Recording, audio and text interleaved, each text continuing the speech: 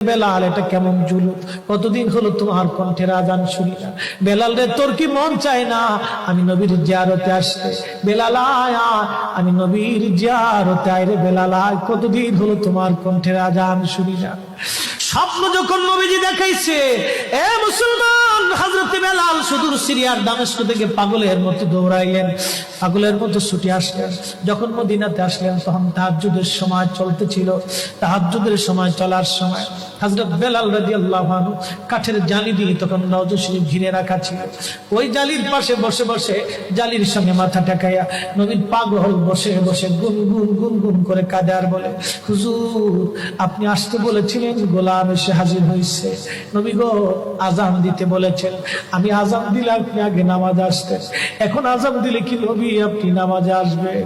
হুজুর এখন আজান দিলে কি আপনি নবী নামাজে আসবেন? নতুন মুয়াজ্জিন আসছে আজান দেওয়ার জন্য, এসে দেখে নবীর মুয়াজ্জিন বেলাল কাঁদে। ডাক দেখে মদিনাবাসী শুনছো, নবীর মুয়াজ্জিন ফিরে এসেছে, বেলাল আসছে, বেলাল ফিরে আসছে। এই কথা শোনার পরে সব সাহাবী ঘর থেকে বের হয়ে দৌড়ায় এসে দেখে বেলাল কাঁদে। সাহাবীরা বলে, বেলাল আজান দাও, কতদিন হলো তোমার কণ্ঠের আজান শুনি না। বেলাল আজান দাও, কতদিন হলো আজান শুনি না রে বেলাল। বেলাল বলে, সাহাবীরা রে, আমি আজান দিলে কি নবী নামাজ আসবে বলো? সালমান ফারসি রাদিয়াল্লাহু আনহু ডাক দেখে, সাহাবীরা আমাদের কথাই বেলাল আজান দিবে না, তোমরা যাও দেখো হাসান আর হুসাইন দুইজন ঘরের মধ্যে আসেন। ইমাম হাসান হুসাইন রাদিয়াল্লাহু আনহুমা যদি বলে তাহলে বেলাল অবশ্যই আজান দিবে। সালমান ফারসির পরামর্শে সাহাবীরা দৌড়ায় গেলেন। বর্তমান 7 নম্বর গেট বাবুস সালাম বরাবর একটা মসজিদ আছে, মসজিদে আলী। এটাই ছিল হযরত ফাতেমা রাদিয়াল্লাহু আনহার বাড়ি। এই বাড়িতে দৌড়ে যাওয়ার পরে ইমাম হাসান হুসাইন রাদিয়াল্লাহু আনহুমা দুইজনকে নিয়ে আসা হলো। দুইজনকে নিয়ে আসার পরে হযরত ইমাম হাসানকে দেখতে আমার নবীর মতো দেখা যাইতো, চেহারাটা রাসূল করিমের চেহারার মতো ছিল। নাতি দৌহিত্র নানার চেহারা পেয়েছিলেন, ইমাম হুসাইন ও নানার সুরত পেয়েছিলেন। দুই ভাই নানার সুরত পেয়েছিলেন। হযরত বেলাল রওজা শরীফ থেকে উঠে হযরতে হাসানের বুকের মধ্যে মাথা ঠেকায় কাঁদতেছে, ইমাম হুসাইনের বুকের মধ্যে মাথা ঠেকায় কাঁদে। হযরত ইমাম হাসান ডাক দেখে, নানার মুয়াজ্জিন, কতদিন হলো তোমার কণ্ঠে আজান শুনি না।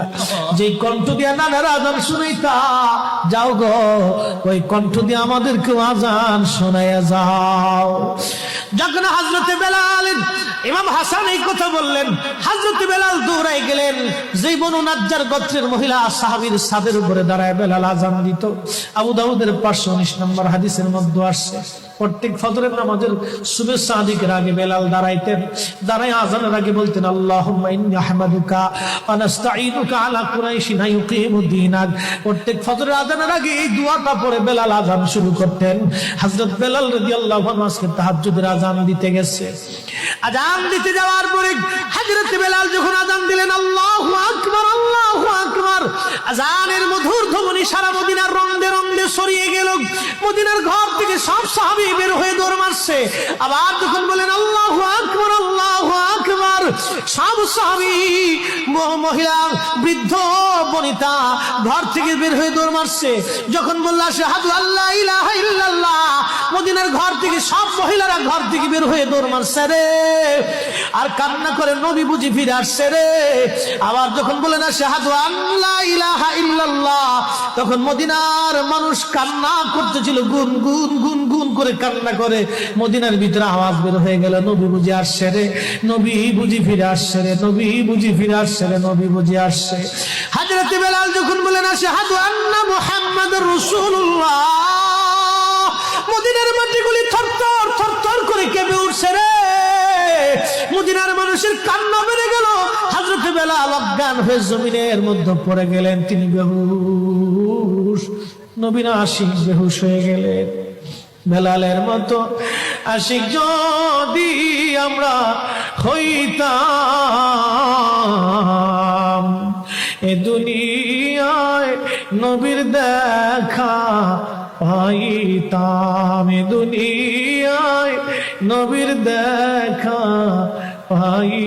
পাইতাম।